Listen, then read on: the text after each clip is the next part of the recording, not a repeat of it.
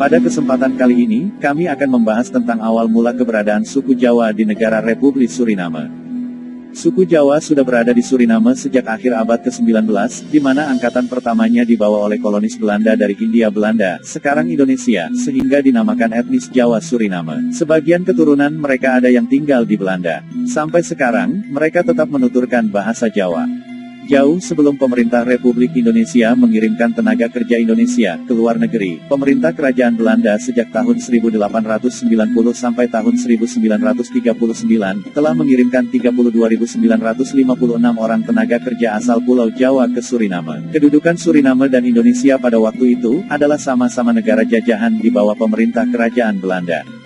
Maksud dan tujuan pengiriman tenaga kerja itu adalah untuk menambah kekurangan tenaga kerja di beberapa perkebunan yang ada di Suriname. Kekurangan tenaga kerja itu sendiri adalah akibat dihapus dan dibebaskannya sistem perbudakan pada tanggal 1 Juli tahun 1863. Dampaknya, banyak perkebunan tidak terurus, sehingga terlantar. Perekonomian Suriname yang semula tergantung dari hasil perkebunan, turun drastis. Pertimbangan lain dari pemerintah kerajaan Belanda yang mengirimkan tenaga kerja ke Suriname saat itu adalah, karena rendahnya perekonomian penduduk di Pulau Jawa, yang disebabkan oleh bencana alam meletusnya gunung berapi, dan padatnya jumlah penduduk. Akan tetapi menurut disertasi Profesor Dr. Yusuf Ismail di Universitas Leiden, di Belanda tahun 1949 menyatakan, bukan kelebihan penduduk yang menjadi alasan untuk berimigrasi ke Suriname, melainkan kemelaratan yang sangat yang diderita penduduk di beberapa daerah di Jawa pada satu pihak, dan kepentingan perkebunan-perkebunan di Suriname pada lain pihak. Gelombang pertama pengiriman tenaga kerja itu diberangkatkan dari Batavia, yaitu Jakarta sekarang, pada tanggal 21 Mei tahun 1890 dengan kapal SS Koningin Ema. Setelah singgah di negeri Belanda, akhirnya kapal tiba di Suriname pada tanggal 9 Agustus tahun 1890. Tenaga kerja gelombang pertama sebanyak 94 orang, terdiri dari 61 orang pria, 31 orang wanita dan 2 orang anak dan ditempatkan di perkebunan tebu, dan pabrik gula Marienburg. Tenaga kerja gelombang kedua sebanyak 582 orang, tiba di Suriname pada tanggal 16 Juni tahun 1894 dengan kapal SS Forwards. Karena muatan kapal kedua ini melebihi kapasitas, menyebabkan kapal tidak memenuhi syarat sebagai kapal angkut personil, akibatnya 64 orang penumpang kapal meninggal dunia, dan 85 orang harus dirawat di rumah sakit, setelah kapal tiba di pelabuhan Paramaribo, Suriname. Kejadian yang menyedihkan ini tidak ada tanggapan dari pemerintah Belanda. Mungkin pemerintah kerajaan Belanda beranggapan bahwa yang meninggal itu hanya para pekerja miskin, sehingga tidak perlu ada tindakan apa-apa. Meskipun demikian, pengiriman tenaga kerja ini berjalan terus sepanjang tahun, sampai dengan pengiriman terakhir sebanyak 990 orang yang tiba di Suriname pada tanggal 13 Desember tahun 1939. Dari tahun 1890 sampai tahun 1914, rute pelayaran ke Suriname selalu singgah di negeri Belanda, selebihnya tidak. Pengiriman para tenaga kerja itu menggunakan 77 buah kapal laut, dilaksanakan oleh perusahaan pelayaran swasta, The Nederlandse Handelsmaatschappij. Tetapi sejak tahun 1897 pengiriman tenaga kerja dilaksanakan sendiri oleh pemerintah Hindia Belanda. Ternyata, program pengiriman tenaga kerja ke Suriname ini telah mengurangi kepadatan penduduk di Pulau Jawa. Atas dasar itu, maka pada bulan November tahun 1905, pemerintah kerajaan Belanda memindahkan 155 kepala keluarga asal Pulau Jawa dari Kresidenan Kedu, yaitu dari Kabupaten Karanganyar, Kebumen dan Purworejo ke daerah Gedong Tataan di Kresidenan Lampung, Sumatera Selatan. Ini adalah awal mula sejarah transmigrasi di Indonesia pada zaman Belanda dengan nama kolonisasi. Sampai dengan tahun 1930, para TKI itu dipekerjakan di perkebunan tebu, kakao, kopi dan pertambangan bauxite di bawah Poenale Sangti. Sesudah tahun itu mereka bekerja sebagai buruh merdeka, tetapi faktanya masih harus bekerja dengan syarat-syarat Poenale Sangti. Gaji yang diterima oleh pekerja laki-laki usia di atas 16 tahun sebesar 60 sen sehari. Dan pekerja wanita usia di atas 10 tahun sebesar 40 sen sehari. Berdasarkan perjanjian, para tenaga kerja itu harus bekerja kontrak selama 5 tahun. Dengan ketentuan, mereka harus bekerja selama 6 hari dalam 1 minggu.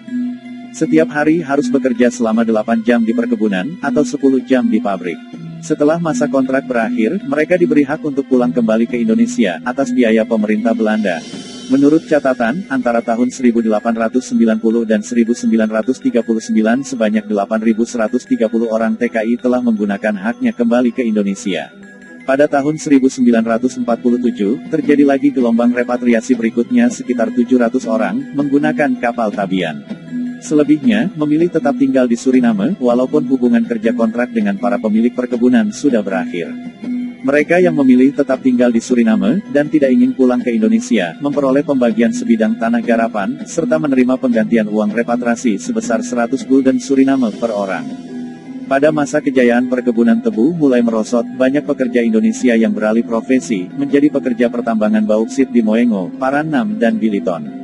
Akibatnya beberapa daerah, yang semula dikenal sebagai distrik orang-orang Jawa, yang bertani dan bercocok tanam, antara lain di distrik Komewijne, Saramaca, Koroni dan Nikeri, terasa semakin berkurang jumlahnya.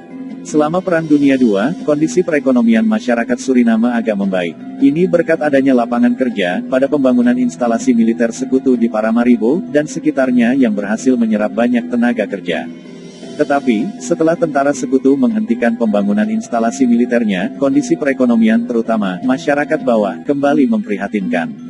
Hasil KMB, Konferensi Meja Bundar, di Den Haag, Suriname memperoleh status pemerintahan otonom, di mana hak dan kewajibannya disamakan dengan provinsi-provinsi yang ada di negeri Belanda. Akibatnya di Suriname muncul partai politik.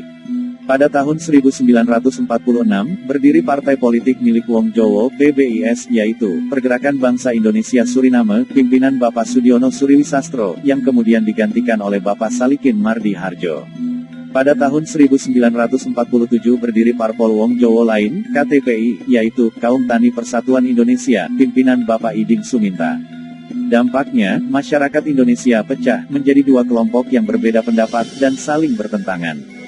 Kecuali itu, karena adanya beberapa suku bangsa yang tinggal di Suriname, maka persaingan antar etnis pun tidak bisa dihindarkan. Posisi jabatan dalam pemerintahan banyak didominasi oleh orang-orang Kreol. Kondisi yang memprihatinkan ini menarik perhatian seorang sosiolog Indonesia, Profesor Dr. Yusuf Ismail, yang pada bulan Maret tahun 1951 mengadakan studi ke Suriname, dan menulis sebuah buku yang diberi judul Indonesia pada Pantai Lautan Atlantik. Dari penulisan buku itu pula, pemerintah Republik Indonesia menaruh perhatian terhadap nasib sekitar 40.000 orang, warga negara Indonesia yang tinggal di Suriname, dan membuka kantor komisariat di Paramaribo. Komisariat itu telah berkembang menjadi konsulat jenderal, dan saat ini telah berubah menjadi kedutaan besar. Sebagai komisaris RI yang pertama adalah Bapak Sudarto Hadinoto. Tahun 1950 di Suriname diadakan pemilihan umum. Setelah terbentuk lembaga legislatif hasil pemilu, Suriname menjadi daerah otonom di bawah kerajaan Belanda. Secara otomatis seluruh penduduk Suriname menjadi warga negara Belanda. Ketentuan ini ditentang oleh sekitar 75% masyarakat Indonesia. Mereka menolak menjadi warga negara Belanda dan ingin tetap menjadi warga negara Indonesia, serta ingin pulang ke Indonesia, meskipun dengan biaya sendiri. Akhirnya, mereka berhasil mengirimkan delegasi ke Indonesia, menghadap Presiden Republik Indonesia, untuk menyampaikan keinginannya itu. Pada tanggal 15 Oktober tahun 1951 mereka mendirikan Yayasan Tanah Air, yang disebut YTA, yang dipimpin Salikin Harjo dengan tujuan utama, Mulien Jowo. Karena padatnya penduduk di Pulau Jawa, awalnya pemerintah Republik Indonesia berencana akan menempatkan para repatrian itu di daerah metro, Provinsi Lampung. Setelah mempertimbangkan berbagai hal, akhirnya pemerintah memutuskan dan menempatkan para repatrian Suriname itu di Desa Lingkin Baru, atau Tongar, Kabupaten Pasaman, Sumatera Tengah, pada waktu itu, yang jaraknya 180 km dari kota Padang. Berkat usaha dan perjuangan yang gigih itu, maka pada tanggal 4 Januari tahun 1954 dengan menumpang sebuah kapal kargo, kapal angkut barang MS Langkoeas, rombongan pertama repatrian Suriname itu pulang ke Indonesia sebagai repatrian. Saat kapal sedang mengadakan persiapan akan meninggalkan pelabuhan Paramaribo, ribuan penduduk Suriname baik orang-orang Kreol, India, Tionghoa, dan lain-lain, terutama para Wong Jowo yang masih tinggal, datang dari berbagai daerah di Suriname, ke Paramaribo, berjubel di pinggir jalan sekitar pelabuhan untuk menyaksikan peristiwa bersejarah itu. Ratusan perahu bermotor dan perahu dayung mengelilingi kapal untuk memberi penghormatan dengan cara membakar mercon atau petasan, dan mengibarkan bendera. Suasana pada waktu itu sangat amat mengharukan, sehingga sangat sulit untuk melukiskannya. Ada suami yang meninggalkan istri, ada pula istri yang meninggalkan suami. Banyak keluarga yang terpaksa berpisah. Banyak anak yang meninggalkan orang tua dan saudara-saudaranya. Untuk mewujudkan perhelatan besar Mulien Jowo itu, semua konsekuensi biaya yang timbul, ditanggung sendiri oleh para repatrian. Antara lain ongkos perjalanan laut dari Suriname ke Indonesia untuk orang dewasa, dan remaja yang telah berusia 10 tahun ke atas, anak-anak yang berusia di bawah 1 tahun, tidak membayar. Di samping membayar tiket kapal, para repatrian membawa bahan pangan berupa beras 35 ton, alat-alat pertanian, kendaraan bermotor, mesin-mesin diesel dan alat-alat berat lainnya untuk persiapan tinggal di Tanah Harapan Sumatera. Perjalanan laut dari Suriname ke Indonesia ini dipimpin oleh Wakil Ketua YTA Bapak Yohanes Wagino Karyodimejo. Beliau telah meninggal dunia pada tanggal 8 Juli tahun 2007 dan dimakamkan di Pakem, Kaliurang, Daerah Istimewa Yogyakarta. Dibantu oleh Sekretaris YTA Bapak Frans Ngatmin Sumopawiro, sekarang tinggal di Pekanbaru, dan Bendahara YTA Bapak Atmijan Sastro, sekarang tinggal di Jakarta. Sesuai rencana, rombongan pertama ini akan diikuti oleh rombongan kedua, ketiga dan seterusnya. Sebagai akibat putusnya hubungan diplomatik antara pemerintah Indonesia dan pemerintah Belanda masalah Irian Barat, maka rombongan kedua dan seterusnya batal pulang ke Indonesia.